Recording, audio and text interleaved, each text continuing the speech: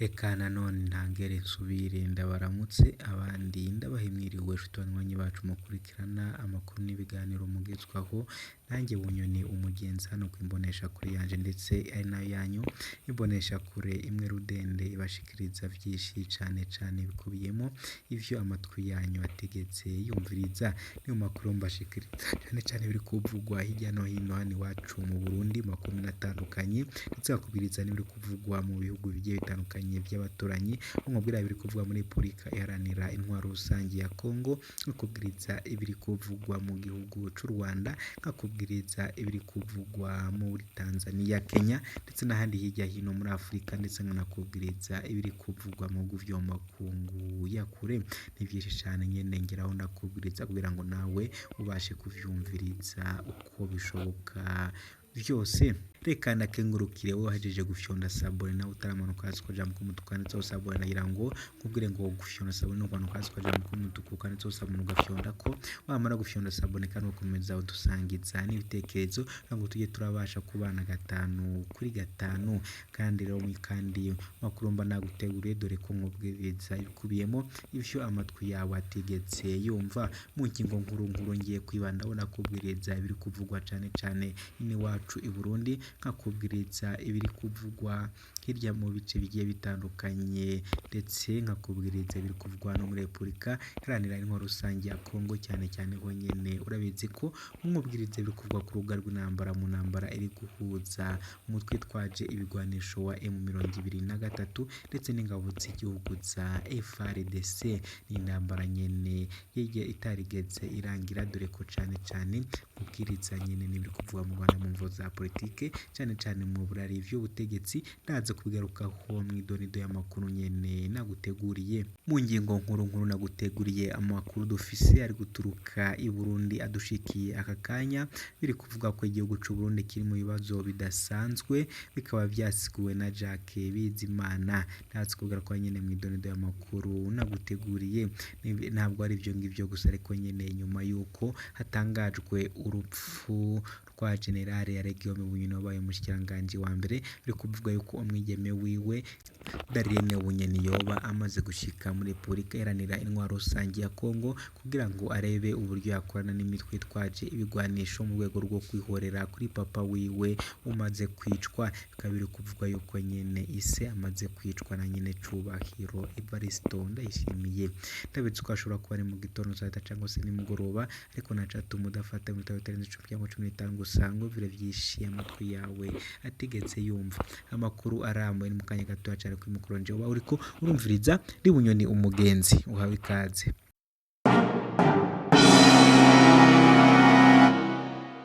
Wakaze makuru arambuye hamwe nanje Bunyoni umugenzi reka ntangure kuri inkuru kuvuga ko igihugu c'u Burundi kiri mu bibazo bidasanzwe ko byasiguwe na Jacques Bizimana umukuru w'umugambwe FNL Jacques Bigirimana avuga ko igihugu c'u Burundi kiri mu bihe biteye ubwoba ibiza ubukene bw'ibitoro isukari ubukene bw'ibinyobwa vya Braludi kubwa Jacques Bigirimana ubwo bukene ngo bwatewe n'ibura ry'ifaranga mva makungu agasaba leta y'u Burundi gutanga ikigongwe ku bantu bose bagirizwa gutembagaza ubutegetsi bw'umuhisi Petro Nkurunziza mu 2015 kugira ngo ifashanyo yongere iboneke ibi yabivugiye igitega inyuma y'umwiherero w'abatwara wa mugambwe ku rwego rw'igihugu kuwa gatandatu tariki ya 27 ndamukiza 2024 Jacques Bigirimana arongoye umugambwe FNL yaramenyesheje ko igihugu c'u Burundi gisanzwe n'ibibazo vyinshi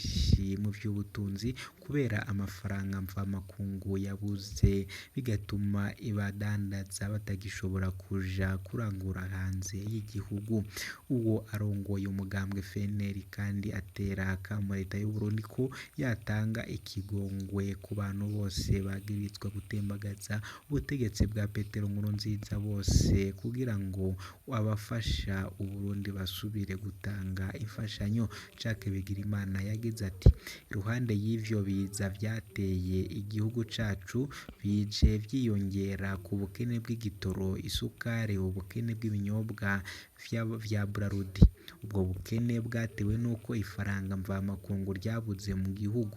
Ubukene buca buriyongera kubera ata badandaza bashobora kuja kurangura ibintu hanze ata amadolari bafise. Ivyahora vyinjira mu gihugu vyaragabanutse cane, harimwo mbere n'imfungurwa dusanzwe twirimira hano mu gihugu. Kuri ivyo vyose rero umugambwe FNL dusaba leta y'u Burundi gushikiriza amagambo y'ihumure yohumuriza abenegihugu bari mu ngorane. Dusavye leta gufata ingingo za politike zotuma abo bene wacu b'abarundi bahunze igihugu c'u Burundi bakunde batahe.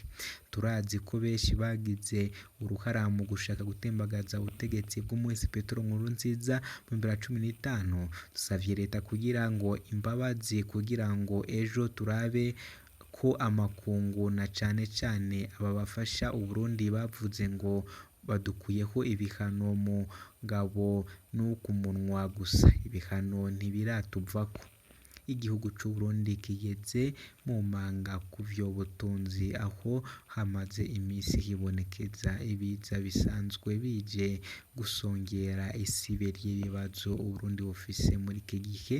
Ni mu gihe vyagaragaye ko n'amashirahamwe ya leta atanguye no guhomba. Leta y'u Burundi ikwiriye kureka kwiyemesha yemera ko igihugu kiri mu bibazo maze kirondere imfashanyo mu makungu kugira ngo bagarure ibintu mu maguru mashasha. Gukorera uko nyene iwacu i Burundi biriko biragenda. Murumva ko ikibazo k'ibitoro kabaye ikibazo gikomeye cane, ndetse muri no kumva ko biri gutuma abantu benshi bariko barahombera ndetse n'igihugu kiriko kiraja mu kaga. Turanyarukira no mu bihugu vy'abaturanyi nko mu gihugu c'u Rwanda, naho nyene tubasigurire ibiriko birahapfukwa. Reka tubabwirize iyi nkuru idushikiye aka kanya, iri kuvuga ko umuntu wa mbere wimwe ubuhungiro mu Bwongereza yoherejwe mu Rwanda ku bushake. Ubwongereza bwohereje mu Rwanda umuntu wa mbere bimye ubuhungiro bijyanye na gahunda yo kuvana abantu mu Bwongereza ku bushake. Bijyanye n'iyo gahunda hatangajwe muri Werurwe ya 3 uyu mwaka, abimukira bimwe ubuhungiro bahabwa amapawundi agera ku bihumbi 3 angana na miliyoni 4 bakajya mu Rwanda. Ni gahunda itandukanye niyo leta y'Ubwongereza yatangaje mu 2022 yohereza mu Rwanda ku gahato bamwe mu basaba ubuhungiro mu Bwongereza.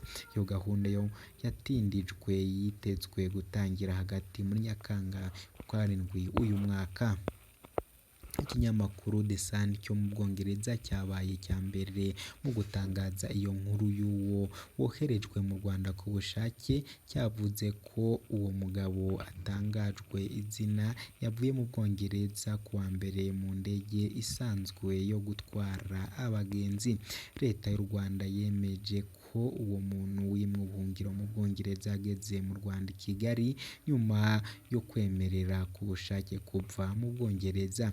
Ishyaka Laba rya mbere rikomeye mu mashyaka atavuga rumwe n'ubutegetsi mu Bwongereza ryavuze ko icyo cyemezo kigaragaza ko abaminisitiri bihebye bakaba bashatse ko indege itwaye abasaba ubuhungiro bajya mu Rwanda mbere y'amatora yo mu nzego z'ibanze yo mu Bwongereza kuri uyu wa kane.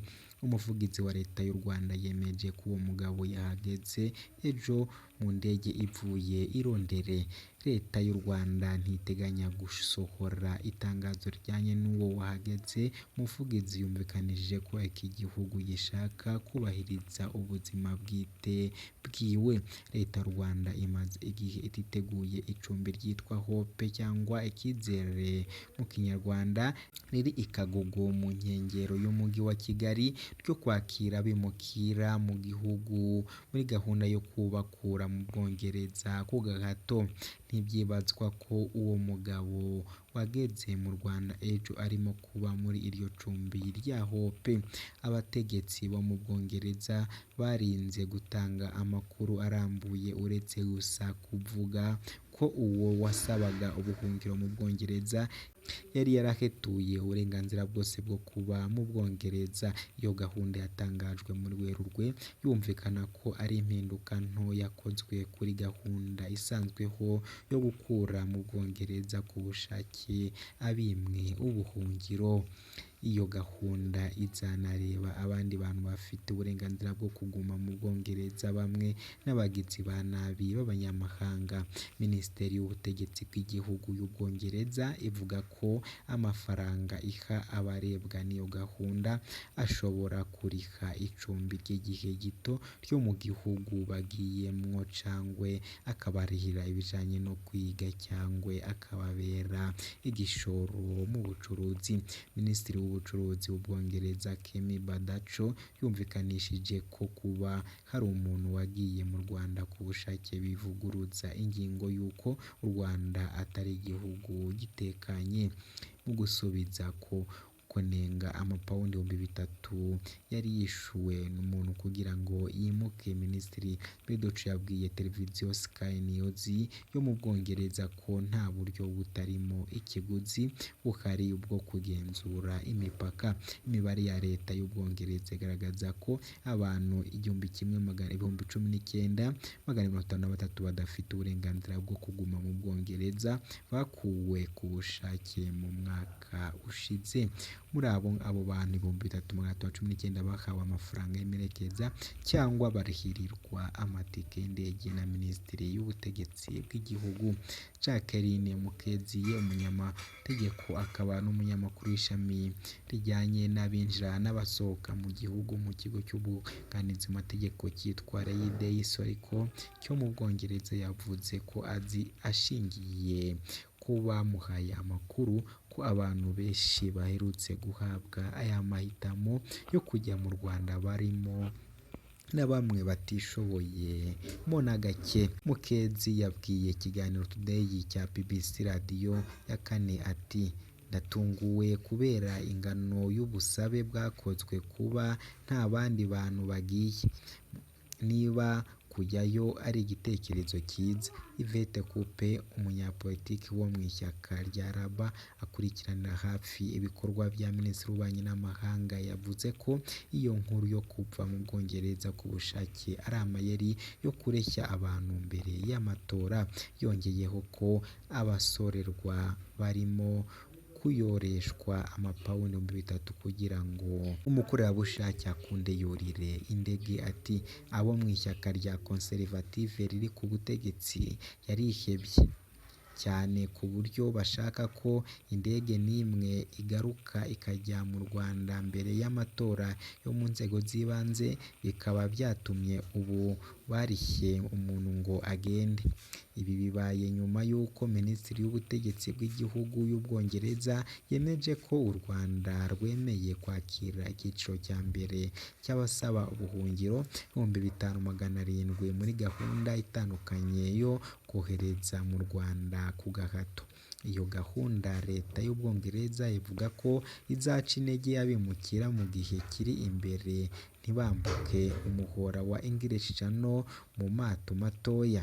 Yatindijwe n'ibirego mu nkiko, ariko amaherezo noneho yatewe gutangira ku mpeshyi y'uyu mwaka nyuma y'uko itegeko rya leta ryarushijeho ububasha icyemezo cy'urukiko rw'ikirenga rihindura itegeko ryo gukurikiza guhera mu kwezi gushize.